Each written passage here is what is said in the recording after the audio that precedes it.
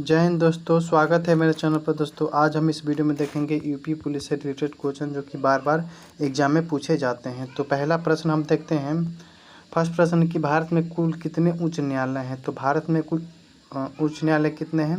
तो वर्तमान में भी कितने हैं, तो 25 हो जाएंगे। कितने, 25। तो इसका करेक्ट आंसर सी हो जाएगा। भारत में कुल उच्च न्यायालय की संख्या 25 है, तो करेक्ट आंसर सी हो जाएगा। अगला प्रश्न है कि जवाहरलाल नेहरू ने बंदरगाह कहाँ स्थित है। तो जवाहरलाल नेहरू बंदरगाह जो है ये कहाँ पर स्थित है, तो यह मुंबई में स्थित हो जाएगा। कहाँ, मुंबई में स्थित है। तो करेक्ट आंसर ये ए हो जाएगा। मुंबई में स्थित है जवाहरलाल नेहरू बंदरगाह, तो करेक्ट आंसर ए हो जाएगा।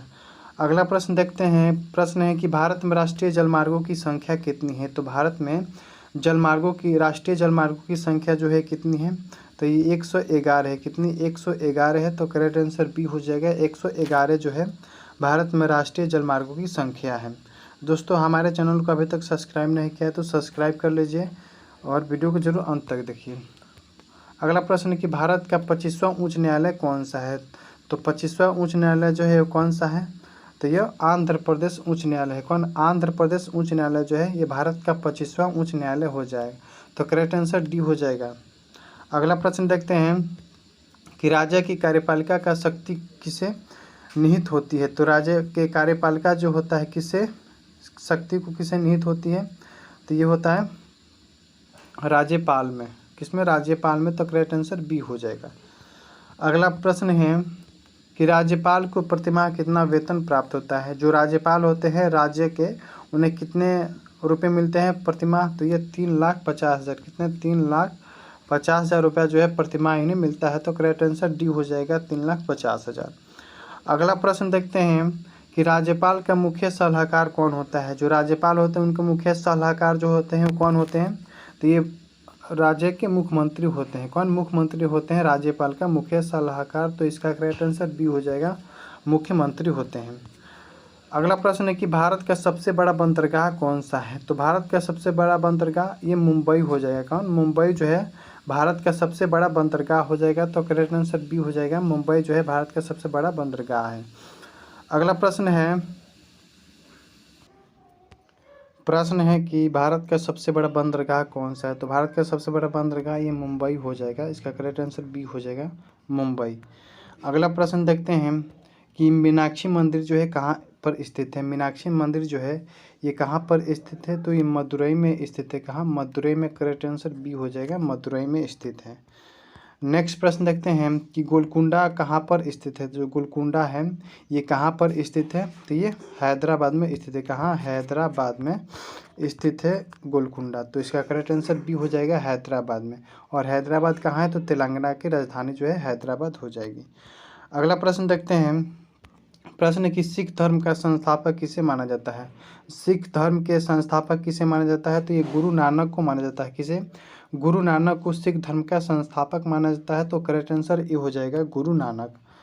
अगला प्रश्न देखते हैं कि भारत में चिश्ती सिलसिले को किसने स्थापित किया था। तो भारत में चिश्ती सिलसिले को किसने स्थापित किया था, तो शेख मोइनुद्दीन चिश्ती। कौन, शेख मोइनुद्दीन चिश्ती ने इसे स्थापित किया था।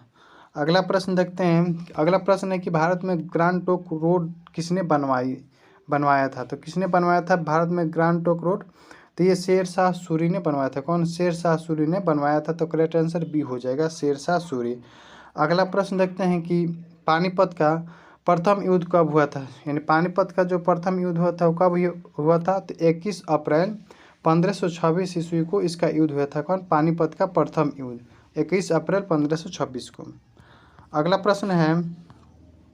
प्रश्न कि गुजरात विजय की यादगार में अकबर ने किसका निर्माण करवाया था। तो गुजरात में जो विजय हुए थे यादगार में अकबर ने किसका निर्माण करवाया था, तो यह बुलंद दरवाज़ा का निर्माण करवाया था। कौन, बुलंद दरवाज़ा का निर्माण करवाया था। तो करेक्ट आंसर बी हो जाएगा, बुलंद दरवाज़ा। अगला प्रश्न है कि मुगल काल की राजभाषा कौन सी थी। यानी मुगल काल की राजभाषा जो थी कौन सी थी, तो ये फारसी थी। कौन, फारसी। करेक्ट आंसर डी हो जाएगा, फारसी जो थी मुगल काल की ये राजभाषा थी। नेक्स्ट प्रश्न है कि हुमायूं किसने लिखा था। तो हुमायूं जो है ये किसने लिखा था, तो ये गुलबदन बेगम, कौन? गुलबदन बेगम ने ये लिखा था। करेक्ट आंसर ये हो जाएगा गुलबदन बेगम। अगला प्रश्न है, अगला प्रश्न कि गुरु अर्जुन देव किसके समकालीन थे? तो गुरु अर्जुन जो देव थे वो किसके समकालीन थे? तो जहांगीर के। किसके? जहांगीर। करेक्ट आंसर ये हो जाएगा बी, जहांगीर के थे। ठीक है। अगला प्रश्न देखते हैं कि अकबर का राज्य अभिषेक कहाँ हुआ था? यानी जो अकबर थे उनका राज्य अभिषेक जो हुआ था कहाँ हुआ था? तो ये कलानौर में हुआ था। कहाँ? कलानौर में अकबर का राज्य अभिषेक हुआ था। करेक्ट आंसर ये हो जाएगा। अगला प्रश्न देखते हैं, मुगल सत्ता की पूर्ण स्थापना हुमायूं ने कब की थी? यानी मुगल सत्ता की पूर्ण स्थापना हुमायूं ने कब की थी? तो 1555 से लेके 1556 ईस्वी तक। करेक्ट आंसर बी हो जाएगा, 1555 से 1556 ईस्वी तक। अगला प्रश्न है कि पटना को प्रांतीय राजधानी किसने बनवाया था? तो पटना को प्रांतीय राजधानी जो है यह किसने बनवाया था? तो यह इब्राहिम लोदी ने बनवाया था। कौन? Ibrahim Lodi. Correct answer C हो जाएगा, इब्राहिम लोदी। नेक्स्ट प्रश्न है कि मुमताज मुमताज बेगम का असली नाम क्या था? तो मुमताज बेगम यहाँ पे हो जाएगा, बेगम का असली नाम क्या था? तो अर्जुन मंद बेगम। क्या था? अर्जुन मंद बेगम इनका असली क्या था? असली नाम था। अगला प्रश्न है कि लोक लेखा समिति में कितने सदस्य होते हैं? तो लोक लेखा समिति में ये 22 सदस्य होते हैं। कितने? 22 सदस्य हैं। करेक्ट आंसर बी हो जाएगा, 22 सदस्य होते हैं। अगला प्रश्न देखते हैं कि संविधान की व्याख्या कर और संरक्षण कौन कर सकता है? तो संविधान का व्याख्या और संरक्षण कौन कर सकता है? तो भारत के महाधिवक्ता जो होते हैं ये कर सकते हैं। करेक्ट आंसर डी हो जाएगा, भारत के ये। अगला प्रश्न देखते हैं कि भारत में मुख्य न्यायाधीशों की नियुक्ति कौन करता है? तो भारत में मुख्य न्यायाधीशों की नियुक्ति जो है कौन करता है? तो ये हमारा राष्ट्रपति करते हैं। कौन? राष्ट्रपति। करेक्ट आंसर ये हो जाएगा। अगला प्रश्न है कि संविधान की व्याख्या करने का अंतिम अधिकार किसे प्राप्त है? तो संविधान की व्याख्या करने का अंतिम जो है अधिकार किसे है? तो ये सर्वोच्च न्यायालय को हो जाएगा, सर्वोच्च न्यायालय। करेक्ट आंसर डी हो जाएगा, सर्वोच्च न्यायालय को होता है। अगला प्रश्न है कि भारत में सबसे बड़ा अपीलीय न्यायालय कौन सा है? तो भारत का सबसे बड़ा अपीलीय न्यायालय जो है ये कौन हो जाएगा? तो उच्चतम न्यायालय हो जाएगा। कौन? उच्चतम न्यायालय। करेक्ट आंसर सी हो जाएगा, उच्चतम न्यायालय जो है भारत का सबसे अपीलीय न्यायालय हो जाएगा। प्रश्न है कि भारत में कुल कितने उच्च न्यायालय थे? पहले ही मैंने बताया था भारत में कुल कितने उच्च न्यायालय हैं? तो ये 25 थे। कितना? 25। इसका भी करेक्ट आंसर सी हो जाएगा, 25। ये था कुछ महत्वपूर्ण प्रश्न जो कि सारे क्वेश्चन को हमने देख लिया है। दोस्तों हमारे चैनल को अभी तक सब्सक्राइब नहीं किया तो सब्सक्राइब कर लिए। Thank you so much.